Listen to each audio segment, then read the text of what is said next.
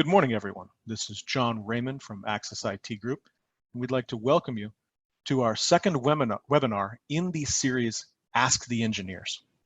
Today, we'll be bringing security and compliance home with you as a topic.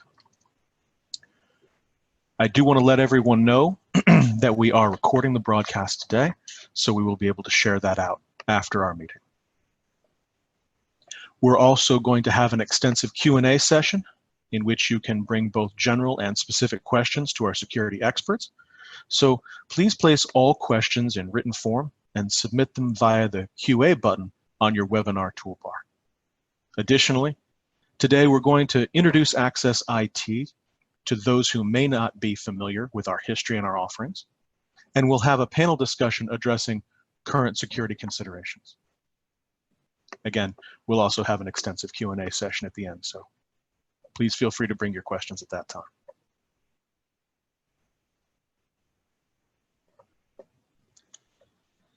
AccessIT Group is here to help. That's the underlying theme of why we are here. The plan and purpose of today's webinar is to share three main points. AccessIT Group is here to help you keep your business environment running normally, even though some or all of your workforce is remote. Helping you stay focused on what's important, the health and safety of your teams, family, and friends, and how AccessIT Group can become an extension of your workforce.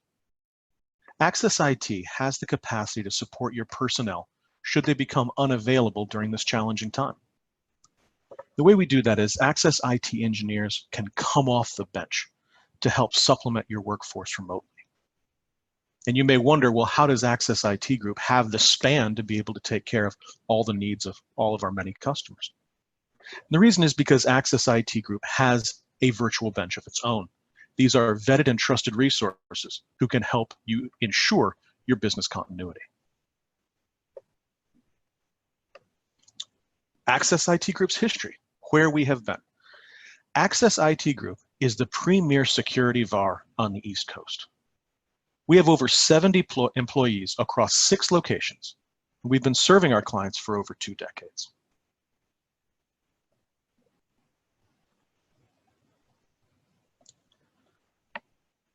Our security practices, this is what we do. We are, in our technical services vertical, our practice, we are helping clients update security control strategies for remote workers and those business needs. By securing remote endpoints and providing secure remote access. During this troubling time, we offer all of those bulleted pointed items, but we see a lot of customers who are asking for our help in securing remote endpoints. Cloud services. Our cloud services teams help deploy cloud security strategy and architecture, key management, and CASB, Cloud Access Security Broker. And our risk management practice provides compliance audits and services, including ISO and NIST review, HIPAA and GDPR compliance, and PCI ASV scanning, as well as vulnerability assessments, social engineering, and phishing, something that is of a particular interest during this time.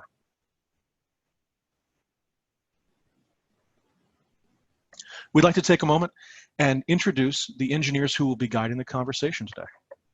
Nathan Brown, Director of Technical Services.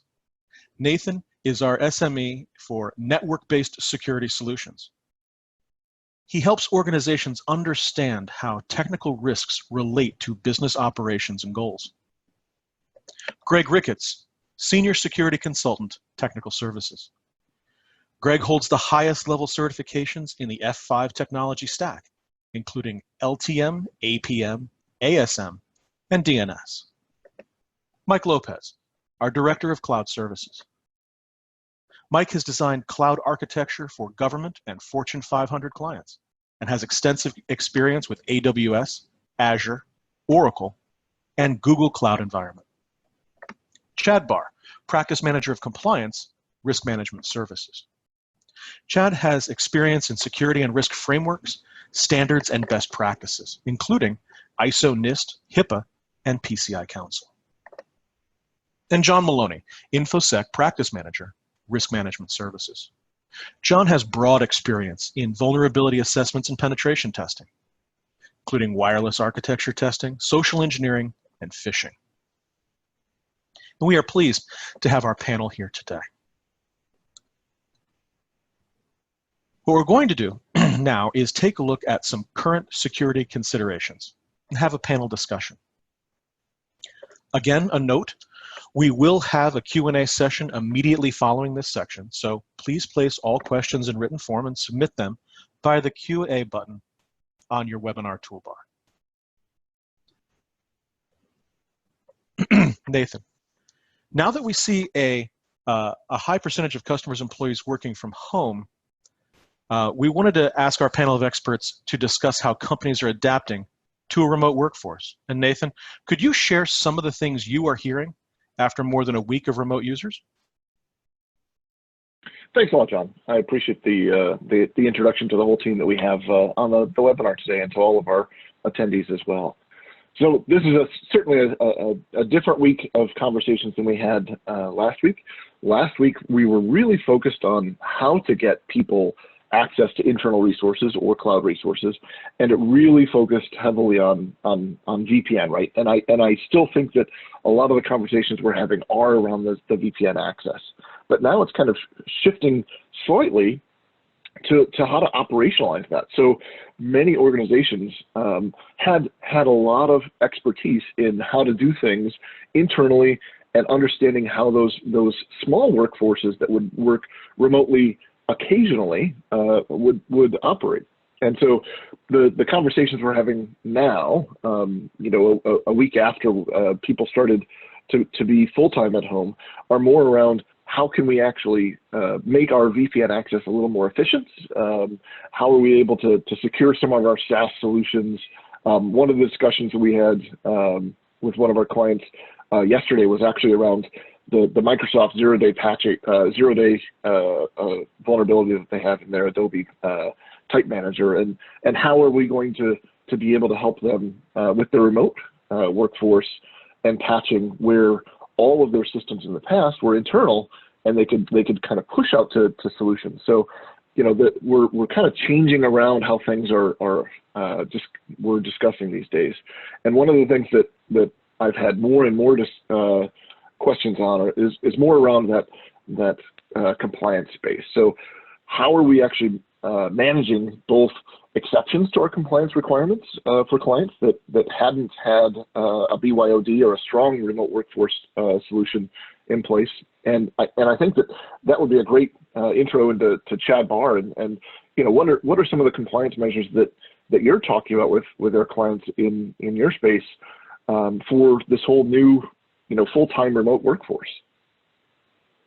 Sure, Nathan, and that's a great question. And the key thing to remember here is that even though your users are working remotely, they're still an extension of your corporate network, and still need to put security procedures in place to protect your data and your users. And as we all know, there's different standards. So, you know, PCI has their own compliance standards, HIPAA has their own compliance standards, and then obviously you have PII information out there that you still need to protect in the same way as if they were sitting in your office. So a lot of my customers are asking, what can I do to protect my endpoints and my users and my data that I still have out there that I need to protect? And a lot of things that you need to consider are, you know, are you allowing your users to bring their own devices and connect into your network, or are you providing them a corporate-owned laptop that you control and you can secure? Hopefully, you're using a corporate-owned PC, because, you know, obviously that can be secured and protected just like it was inside your office. You know, are you using a VPN connection so that connection is secure and that you know, all the information is tunneled back to your corporate office, or are you allowing them just to use a normal RDP connection over the internet and relying on the protection of that endpoint, that home user's PC? And then a lot of other things still fall into place. you still need to make sure that you're logging who is accessing that data and what they're doing with it. And, do you have policy procedures in place? A lot of companies never even considered this, that, 100% of their workforce will be working from home. So, a lot of places don't have a formal work from home policy. So that's one thing that they're going and scrambling to do right now, or they're just going on wind, and just hopefully all the security training that they had in place now is sufficient and that the users understand. But if you do have a home policy or a work from home policy or more remote policy, then things you need to consider is what can they connect to, what devices can they use, what software is approved software. Do you provide them a list of different applications they can use, or are you just dependent on them? And also, where can they connect? There's some places that don't provide secure access. Are they working from a coffee shop and just using that Wi-Fi? So all those things to need to consider. And also, we'll talk about this more later, but security awareness. This is really where your security awareness training that you've already done for them, that's really going to go into effect. Have you enforced in their minds how to look out for phishing attacks and what to do for things? What do they do if they do get a phishing email? Do you have a response plan in place? Is there someone that they can contact? So all those things you really need to consider to make sure that you're staying compliant with all the different standards. Perfect. I definitely agree. When you touched on a couple of different items there, a lot of the guidance that we're giving to our clients on the control side is really around that VPN side, and saying, okay, well, let's evaluate if it is worth to be able to continue with a full split, a split tunnel VPN versus having everything tunnel back to my on-prem systems. Though many times organizations don't have enough bandwidth to be able to support that hairpin back out and utilize those types of communication protocols. And another space that we're looking at is around the VDI, right? So if I'm using BYOD, you're right, Chad. To be able to look at all of those different access methods and understand, maybe RDP is the best way to be able to use some of these bring your own device solutions, because with that separation between full network access that a lot of VPNs are designed around, we're trying to get into that zero trust model, right? And so whether it's RDP or a VDI type of solution, we're having a lot of discussions on desktop as a service, right? So those DAS services may be a great augmentation to be able to get devices that may not be corporate owned onto corporate assets. But you at the tail end, you brought up a great point. And John Maloney, I'd like to ask, what are you hearing in terms of some of the discussions around that end user training that we have? Because new policies, new procedures, how are people, trying to roll out these new practices, and what other types of pieces are you seeing from both social engineering as well as some of the new attacks that are, trying to prey upon this remote workforce now? Thanks, Nathan. You made some good points. So exactly. So as the cases of fraudulent attacks are likely to rise as the COVID-19 spreads, some particular examples kind of come to mind that I saw over the last week, and they've been pretty convincing. One particular malicious email campaign kind of mimicked the WHO, or the World Health Organization, and another leveraged a weakness in the HHS Gov website, or the U.S. Health and Human Services website. The HHS Gov website was leveraged using malware to push to unsuspecting users, which actually leveraged a vulnerability in the website itself, which was an open redirect, and allowed the attackers to force or redirect traffic to their own malicious site. This most certainly should have been and would have been noted as part of an application assessment, and protections could have been implemented to prevent this. The additional campaign that kind of comes to mind, which was the WHO campaign, or the World Health Organization campaign, was a little bit different. The ask here was for donations to help fight against the coronavirus spread, notably the marketing of a prevention drug. They, of course, were accepting payments via Bitcoin amongst other means, such as credit cards. And they had implemented additional attack vectors, whereas they were able to infect machines, potentially facing the loss of personal financial information and even company confidential information. These problems could easily have been compounded depending on the remote access types and configurations.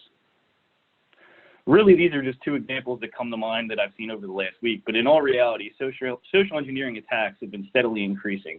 The attacks have been typically siloed into three popular categories, or even a combination of any of them. The first and foremost and most common attack vector was phishing, which I'm sure everyone's familiar with. The attacker sends an email, it appears to come from a legitimate business, bank, and/or credit card company, offering anything such as deferred payments or anything along those lines. It usually does contain a link to a legitimate looking web page complete with logos and content and forms requesting anything from addresses to credit card information to account information. With the widespread changes in how employees are connecting, this sets them up as prime targets, as users can be manipulated in providing information that they would normally not need to. Everything from attackers impersonating company resources looking to verify logins, confirm levels of remote access, verify procedures, device utilization, and so on. All these attack vectors can be initiated through phishing, and many of the employee users are in unfamiliar territories. Again, this is the prime focus of the attacker, is to leverage that fear and confusion to manipulate their targets. The second silo, and again, more common as well, is pretexting, which is the act of creating a scenario or physically phone calling your employees to trick them into disclosing information that they normally wouldn't provide. These calls are typically on the rise because employees are unable to basically, again, that zero trust method that everybody kind of talks about is you're not at your office, you're not able to tell if calls are originating from within your company, within your enterprise. Employees are more prone to answer unknown numbers more than ever before, especially with the remote workforce. An attack vector that's very, very common here is just calling these employees, tricking them into believing you're the IT help desk and you're making sure their access is set up properly, and divulging username and password and things along those lines. So that's just another attack vector that we're seeing. The third attack vector is SMS smishing, or SMS texting. And again, this is common, especially during these increased times of awareness, right? So people are getting notifications about the virus, they're getting notifications about election, they're getting all these things via text messages that they normally wouldn't. But the way this works is they're piggybacking these text messages on phishing campaigns. So something as simple as a link that comes through on your phone, you click it, you're going to a malicious web page. They're asking to provide information that you may normally not, log into to stay up to date on coronavirus spread in your area or anything along those lines. So again, this SMS phishing campaign or smishing is something that we're commonly seeing. So again, with all these various attack vectors and employees being prime targets like never before, my immediate focus would really be the highlighting of the employee security awareness. Try to bring these attack vectors to the forefront of your employees, especially as many of them were out of their daily routine and working towards a new normal, whether it be home or whatever the case may be. It really only takes a second for a lapse in judgment that could have huge negative consequences. Again, I can't really emphasize this enough. I would focus, again, on the reinforcement of awareness using any methods that are available to you. Increasing your employees' awareness training almost always directly correlates to a decrease in their susceptibility. Perfect. Thank you, John. There's an awful lot of play that we have with our employees now, right? Trying to make sure that all of the training that they have had is now being executed, and the risk is even higher now because we're all trying to find information. We're trying to get information both from our company that whereas before, as you pointed out, we would get an email from our corporate help desk, and we would call that specific location. Now, with the remote environment, if you don't have a VoIP solution in place or somewhere else to be able to communicate with your organization, it's even more dangerous for them to click on that last link, etc. That brings up a good point for me. A lot of the solutions that we have in place for email validation as well, we commonly talk with our clients about both sender policy framework, the SPF definition type of thing, as well as domain keys, right? So DKIM and SPF typically are two areas that we can work with clients to be able to make sure that they're authenticating the server and the domain that mail is coming from. So you can make sure that you're not getting as many phishing attacks directly from your own domain. And within that space, one of the things that we're seeing a lot of is the rise of these SaaS applications, right? We're hearing people rolling out a lot more teleworking applications from a SaaS perspective, and we're rolling them out remotely, right? So we're trusting the email and the invitations that are coming to us for Microsoft Teams or Google Suite or Zoom as we're on today. Mike Lopez, what are some of the things that some of the ways that you might be able to suggest from a cloud perspective? How are we able to secure access to some of these SaaS applications? Oh, thanks, Nathan. Yeah, SaaS providers actually do have built-in controls managed by your organization. These applications are actually built to be able to be consumed from anywhere, which of course brings the concerns of the BYOD and unsecured machines that are able to authenticate into the application. Given the remote situation we're in now, it's essential to review the built-in controls and permissions allocated to the users. For example, the ability to export customer information to a BYOD device could lead to a significant DLP concern. This goes to prove to us that the edge itself has actually changed. The concept of only using perimeter security controls is a thing of the past. Given the current attacks being launched at remote users, securing accounts with MFA and least permissive required access becomes vital. It's highly recommended at this point to review the permissions given, especially to power users, and enforce some sort of MFA or identity awareness controls. As John and Chad both mentioned, we're seeing a huge rise in these types of attacks. Perfect. And one of the things to look at there as well, beyond the CASB spaces, in the SaaS solutions, right? And maybe we'll come back to this later and address it with you, Mike, to see how organizations that previously just had limits based on inbound IP addresses from well-known spaces are dealing with how to get remote workers to be able to actually submit code or submit new updates for applications into their Azure or GCP types of hosted applications. And one of the things that we're looking at as well is around that kind of access. That may mean VPNing back into the organization. That may mean rolling out additional MFA factors for that type of access. Greg, what are you talking about when it comes to both capacity and capacity planning and trying to push out additional access methods for this new remote workforce? Yeah, sure. So, I think that everyone is probably familiar with VPN, right? VPNs come a long way, and a lot of organizations, use SSL VPN to a certain extent to give access to, to their remote workforce. Obviously, capacity is going to be the biggest issue, I think, for a lot of our customers, and really it's been top of mind, and the majority of the conversations I have are in and around how do you expand, right? How do you expand your VPN footprint to support the increase in bandwidth, the increase in utilization? Sometimes it's as simple as adding licenses, right? But for others on the other end of the spectrum there that didn't really support a remote workforce to begin with, right? It's very hard to just go out and evaluate and pick the right VPN solution and implement that, quickly and securely and correctly, right? To support that remote workforce in a very short period of time. And what I would caution with that is often, because of the rush to get that implemented, what holes are you poking that into your network because you haven't configured that correctly and effectively to fully secure those remote endpoints and them accessing your on-prem or your network and your applications and data.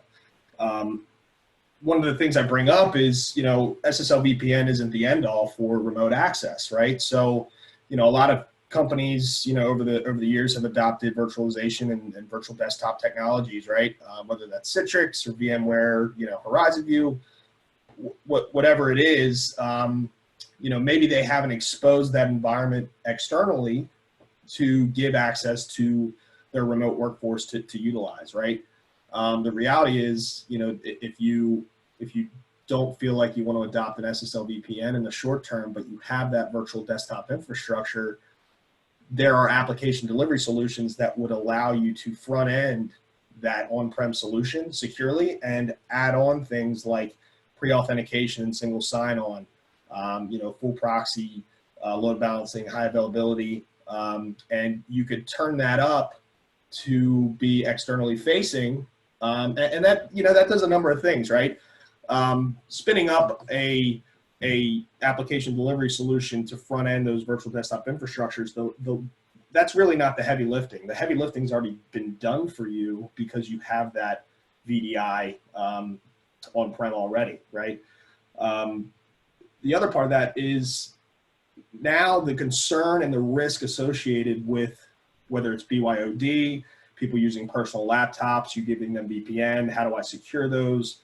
Or even how do I manage all of these physical laptops that I now have to distribute to my remote workforce, and make sure that they are VPNing in so I have access to them, to patch them, to manage them, to log their access. With VDI, right, you own those assets already. They can be spun up and spun down.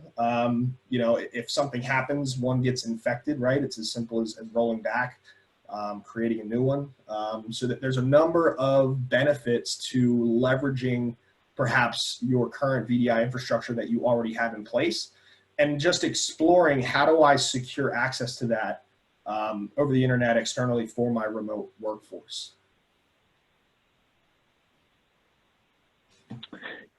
Thanks a lot, Greg. And you bring up a good point about how to be able to actually go ahead and perform some duties that you may not have done prior, right? So it brings to mind some of the call centers or some of the remote sessions that we're now asking people to do that may come into some question about how to maintain compliance around some of those areas. And one of the areas that Chad was talking about earlier is on the PCI side, right? So Chad, if I can ask you to bring you back into the loop from a remote worker perspective, and whether it's a call center or a mid-sized business that's still taking credit card information, how are you adjusting to a PCI compliance perspective for these remote workers? Sure. Yeah, as everyone knows, going through PCI compliance is not an easy task, and there's a lot of work that a lot of these companies have already put in place and controls that they've put in place to get their scope down to as little as possible. And most of the time, you're controlling it inside your walls of your corporate office, and now you have all these your remote workers taking phone calls and taking credit cards over the phone that are in their house or remote somewhere. So what do you do about that? How do you control that? The PCI Council actually came out with a supplement document a few years ago called Protecting Telephone-Based Payment Card Data. In this, they talk about just how to accept credit cards over the phone and what you need to do. But what they really didn't consider was, again, you're 100% of your workforce working from home. What do you do about that?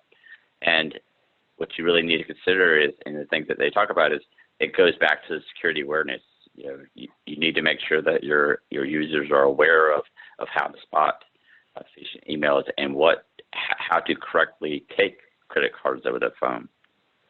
And I've seen situations where some of my customers are spinning up like my colleagues are talking about, VDIs, where they VPN into this desktop that's hosted in a data center that the corporate controls. So now they have a soft phone on that desktop, and they're entering all the information that they need to into a virtual terminal. So that's one way, and that's one way that they recommend that you need to protect that. And of course, all your controls still need to go into place. So now you have users that are remote outside your environment. So there's other PCI controls that go into play there. For example, multi-factor authentication.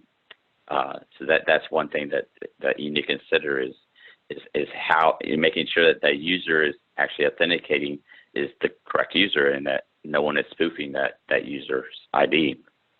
And back to security awareness, you need to make sure that your users are aware of, okay, I'm taking this credit card over the phone now.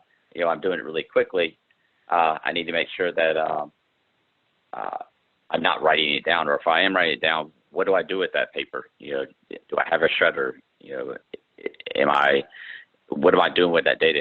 You know, obviously I can't keep it because that falls into other security controls and things.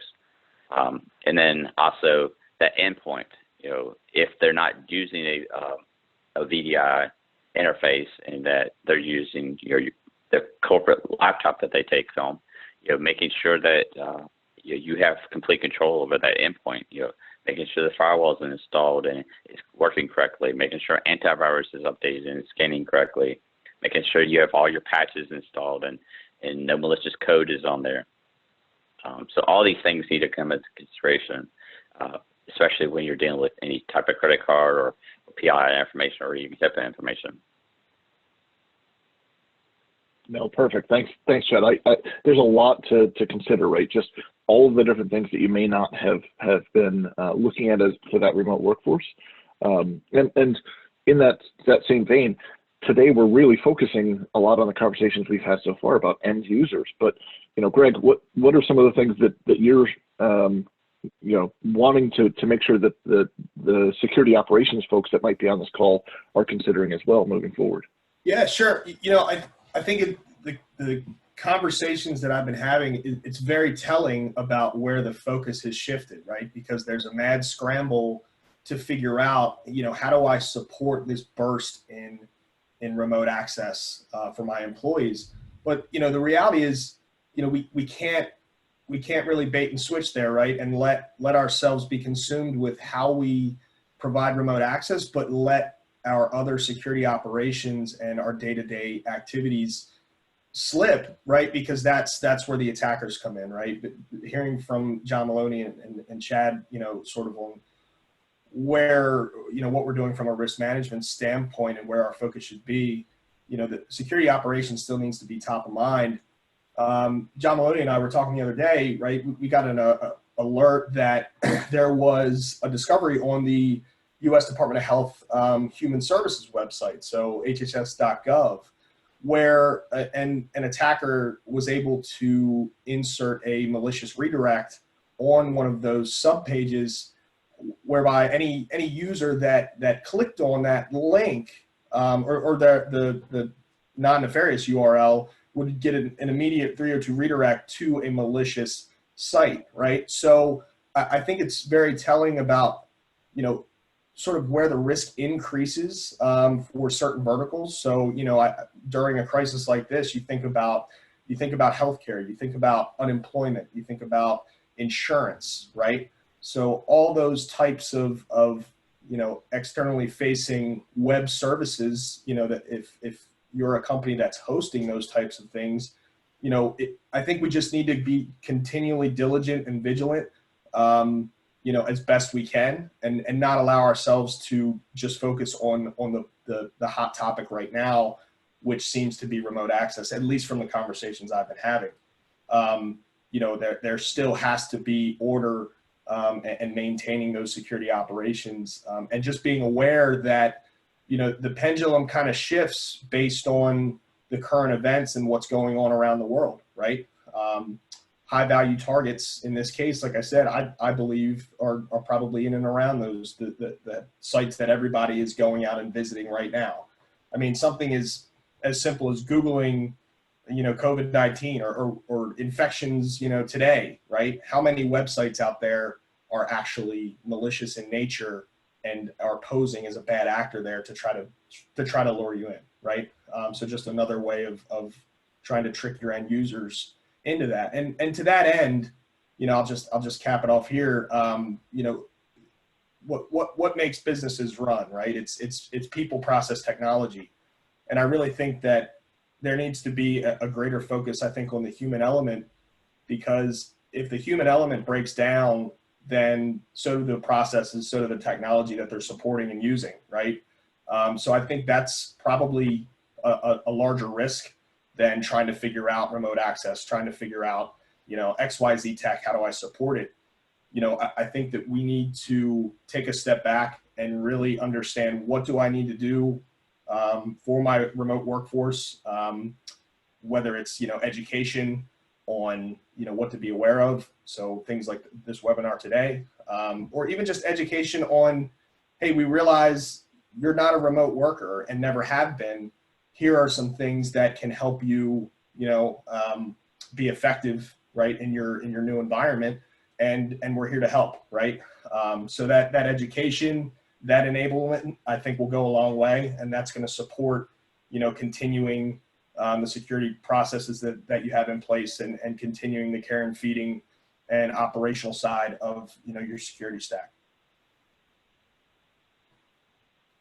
Thanks, Greg. I in this new changing time, it's interesting to try to make sure that we're still focusing on the overall picture when it comes to information security. One of those things that comes to mind as well, as you pointed out, and it kind of falls back into John Maloney and what he was speaking of.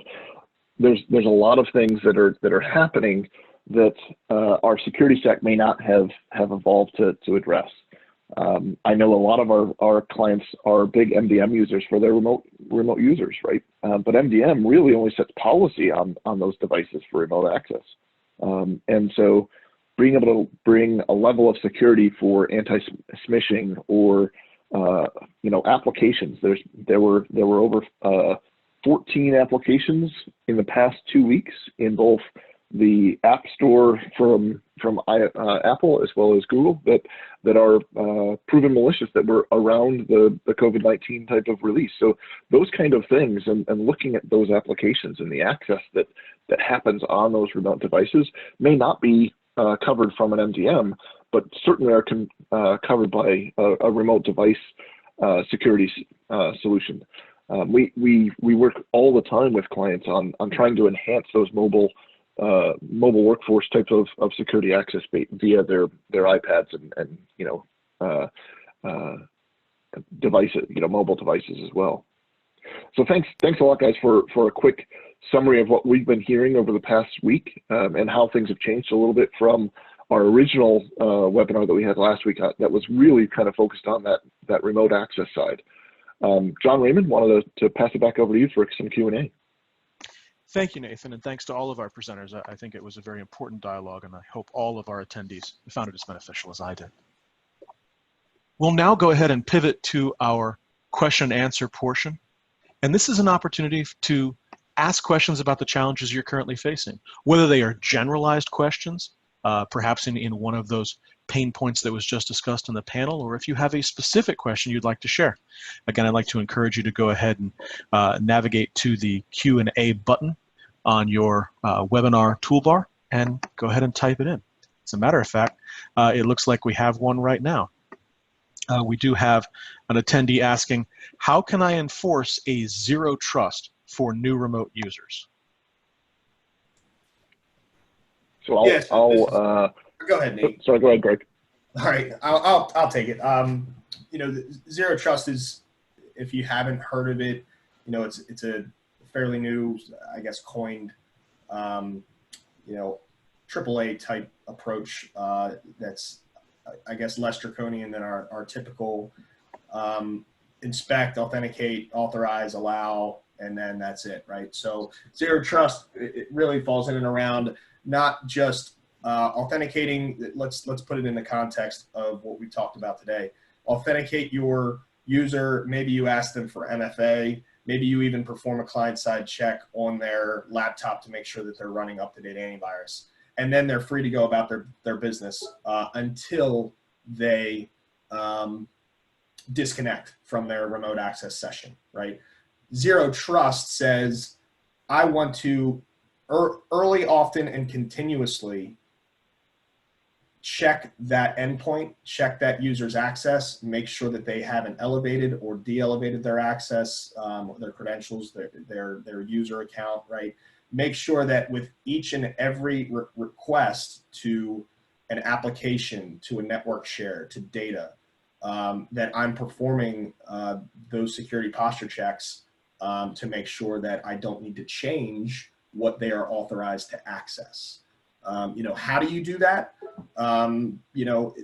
If you have a a robust, VPN solution, if you have a robust application delivery solution that offers all of those capabilities, Zero Trust is really being built into these solutions now to do that continuous checking and give you, a better sense of what users really should be allowed to access over the course of a working day.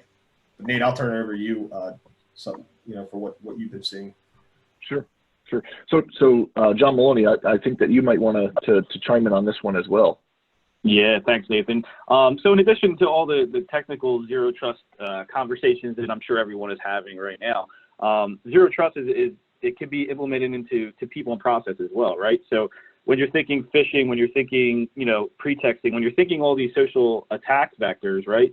Zero Trust is a way to kind of push this awareness to your employees to kind of say, hey, take a step back, make sure you verify, people that are calling you are who they say they are, and people that are sending you emails are legitimate sources, right? Because again, to kind of take that Zero Trust into the people and the process side of things, you want your employees to kind of have that awareness that they may not have had before, but given the current scenario, definitely I would recommend bringing it to the forefront. So Zero Trust again kind of spans that gamut from technical process to people process as well. No, thanks for that, John. And I'll add one other little twist onto this. So from an endpoint perspective, Zero Trust, we rushed out to provide a lot of different systems and a lot of different security around the endpoints that may not have been as well thought out and planned as you would normally do for different rollouts. And an area that I think that we need to address, whether it's in the coming days or a little longer term, is how are we actually dealing with the risk of unmanaged admin access on endpoints, right? So we now have all these endpoints, whether they're fully controlled via our corporate systems, and our help desks are sometimes being overwhelmed at this point. How are they dealing with elevating that risk temporarily, or that endpoint admin privileges, right? So our users are now having to add all their home printers and add all their different devices that they may not have administrative privileges for. And there are solutions for that, and we roll that out. And those are typically cloud-based types of solutions where, as long as the device has access to the internet, you can actually go ahead and put some controls around when a user either dynamically requests access. I want to add a piece of software that I hadn't done before. It's really a challenge now. Whereas before you could push things out directly to your whole workforce, now you're trying to figure out, how do I distribute this software or new security device solution into some of these endpoints, and the user has to have administrative privileges to be able to escalate and install those. So it's just something else to look at in terms of Zero Trust. So it's not just the applications, but also the devices themselves. Great question. Any other questions at this time, John? While we wait for some more questions to be loaded, I do want to remind everyone, if we do have more questions than time available, or if you think of a question after we end, we do have an online portal to submit additional questions or requests for support. And that'll be on the last slide that we have. And additionally, I do want to go ahead and preview, we will be having a social engineering webinar coming out soon, so stay tuned. And it looks like we have our next question. What cloud theories could we utilize in our on-prem environments to help expand capacity? I think that may be a question for you, Mike. Yeah, I'll take that one. Well, a lot of the automation and orchestration that's used in what we would commonly refer to as cloud could be utilized to spin up some of these devices to expand rapidly, whether it be taking advantage of the automation orchestration, but also leveraging virtual instances built in hypervisors. Obviously, most of us have a hypervisor on premise that we could leverage our current software offerings in order to expand our access.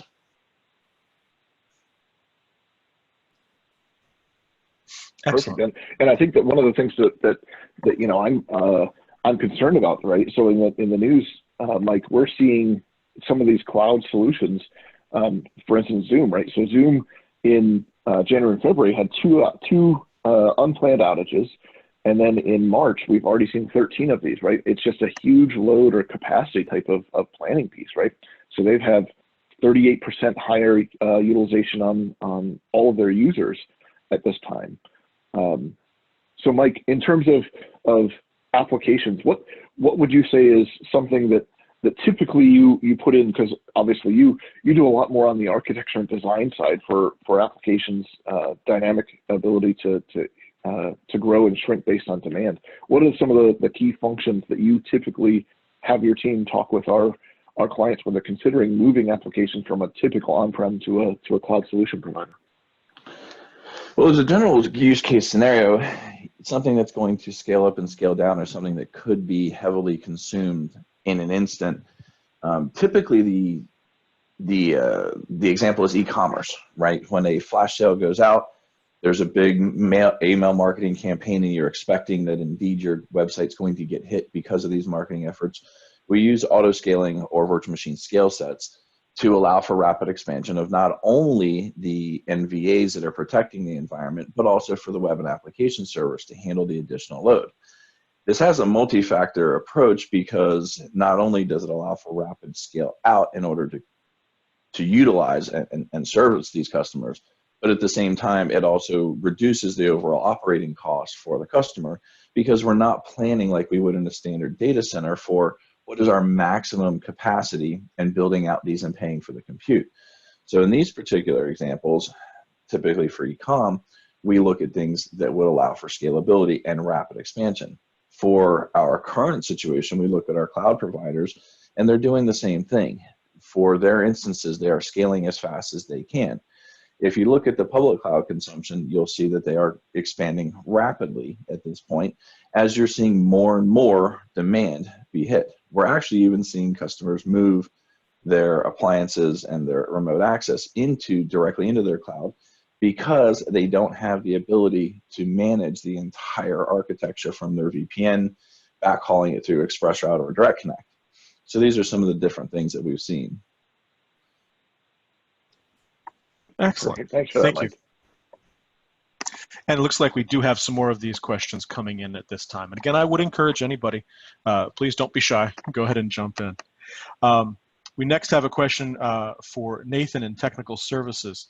Nathan, how do you prepare and educate your team on the severity of data leakage? Sure. I think that DLP is an interesting topic when dealing with the remote workforce, right? So the education piece always starts with classification. You have to have data classification before you can actually educate your users and understand how they should or shouldn't be working with these different data classes, right? So if I don't have that in place, that's always the very first thing that we talk about. How do you classify the data? What is important for the organization? And then after that, putting that, to several of our panelists have talked today about people and process, right? So once you get the policy down, how do you educate those users? And I think that, you touched on a little bit earlier, John, is that we're looking to expand some of these discussions around how to do end user training. And that's going to come up from John Maloney and his group, where we're talking about anti-phishing type of solutions and endpoint or end user education pieces. Specifically to data leakage, though, one of the things that we're always concerned about is the commingling of personal and private applications. Even though you may have Office 365 rolled out for your end users, unless you have considered what it takes to be able to actually copy and paste that sensitive data into a different format, right? So if you haven't provided something for those users to do external file sharing, either with each other because they can't easily get access to those cloud-based or those internal file shares, that's a huge risk for them. They're starting to use their shadow IT, right? They're starting to use their own Box accounts, and they're starting to use Google Drive to be able to exchange things between different users. So the classification of data, the implementation of a control to be able to wrap around those kind of end users accessing and trying to still get their work done if you haven't given them a different solution yet. So that's one of the things that we definitely are discussing with our different clients about how to implement that. And in our case, we have a great solution around end user CASB as well. So end user functionally wrapping them with basically a forward proxy. And that forward proxy allows you to say, what's the difference between a corporate owned Office 365 and a personal Office 365 account? Those different tenants really can help to differentiate between them so that that end user can't necessarily push sensitive data between those two different solutions. I don't know if there's anyone else on the panel that wants to take a stab at that one as well. Okay, I think we have another question up here. It's in a similar vein to the one that was just asked, but probably needs to be explored a bit more. It is, what should we be doing to ensure remote users are not exposing corporate data by working remotely?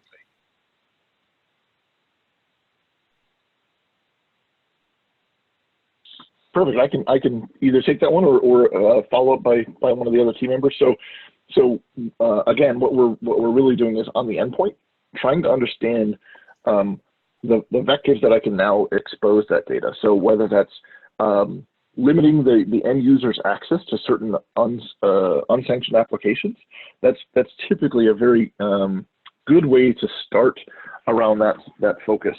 But it really starts with that end user training. We need to be able to actually go ahead and educate our users what's sensitive and what's not, and how to handle that data. A lot of times, endpoint DLP solutions are very stringent on the type of resources that it takes to be able to run on those endpoints.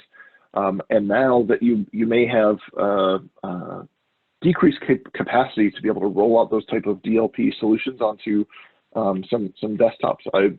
For instance, I have a client that is now running it, deploying deprecated laptops. They couldn't physically get any more machines in, so they're having older machines pulled off of their IT help desk floor to be able to distribute, and those don't meet the requirements that they have for some of their security protocols.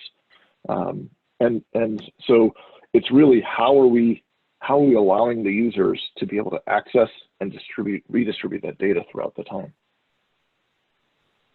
Anyone else want to? I can add some more to this. So in addition to having a DLP technology in place, it really comes back down to user user awareness and your policy procedures. So you really need to have data use policies in place, and that the customer your users understand that if for some reason that they do have to write down, for example, credit cards or any type of confidential information, what are they doing with that?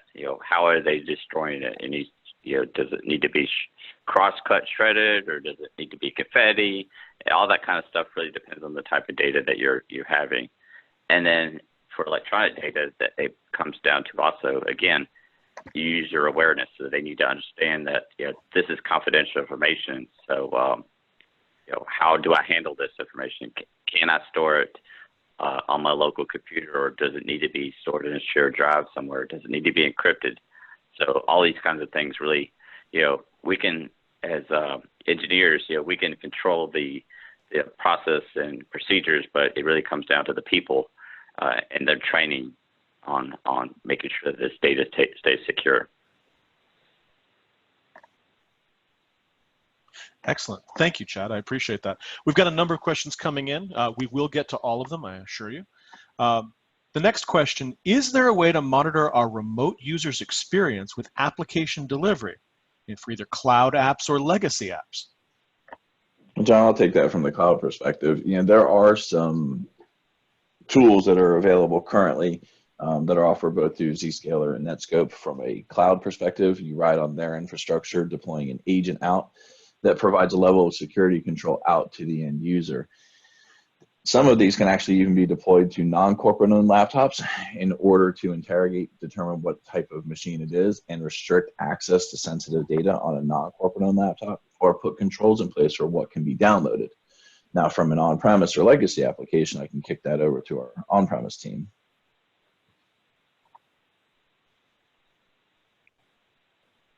Sure, Greg, you want to take a crack at that?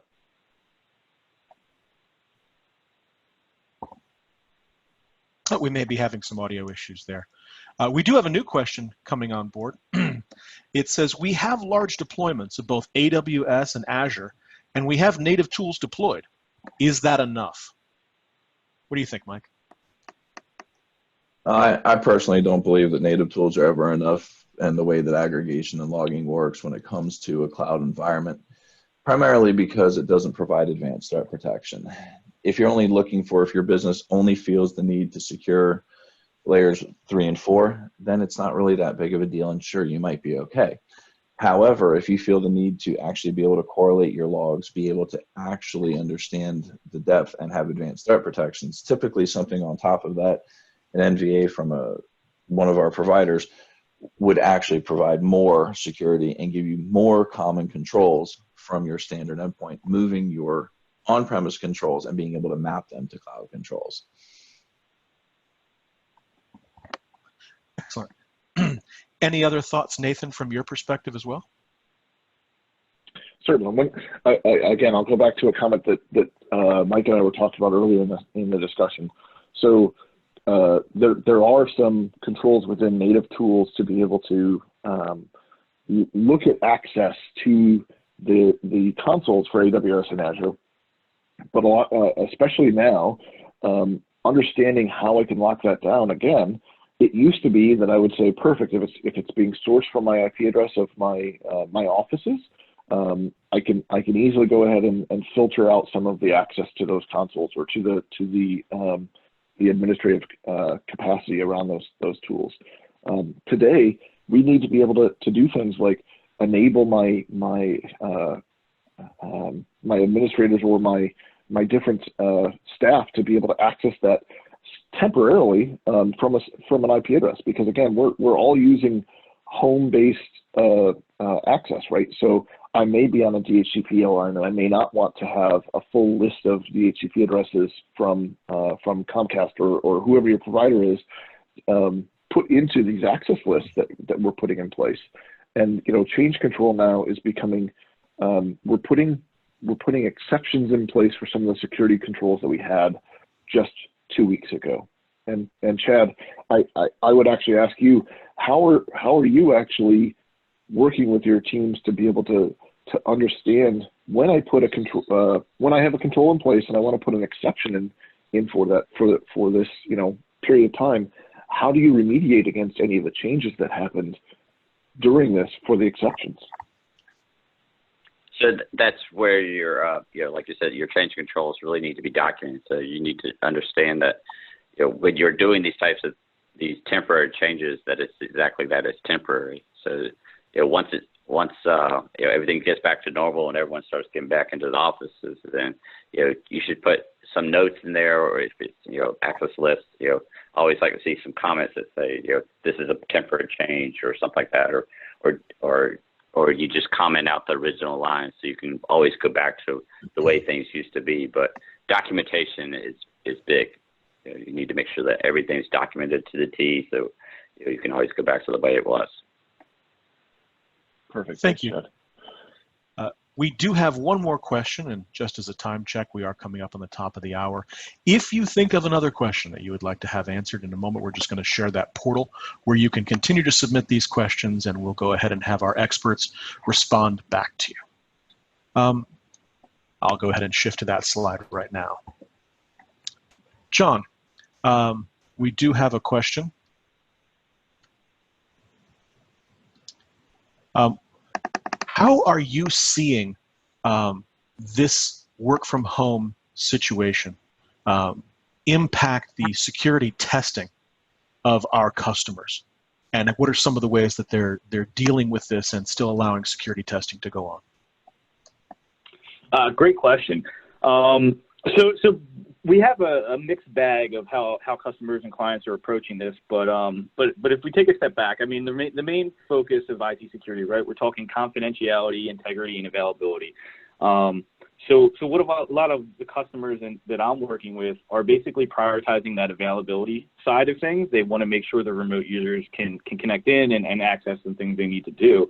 As a group, we completely understand that, but from an attack perspective, and attackers aren't going to be sympathetic to, the standing up of remote workforce, right?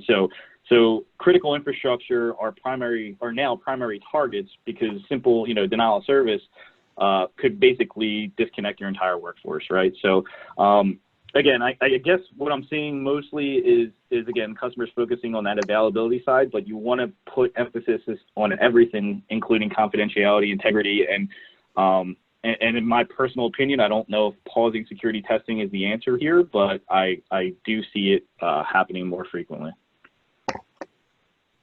John, thank you very much. At this time, I would like to thank all of our participants today, both our internal panel of experts and those who have joined us for this webinar as we continue to explore how we can get through this rather challenging time together. Again, thanks everyone for their participation and their questions. If you do have additional questions, please go ahead and submit them via the screen that you have here. And look towards us producing another webinar in the near future on social engineering. Thank you, everyone, and have a good day.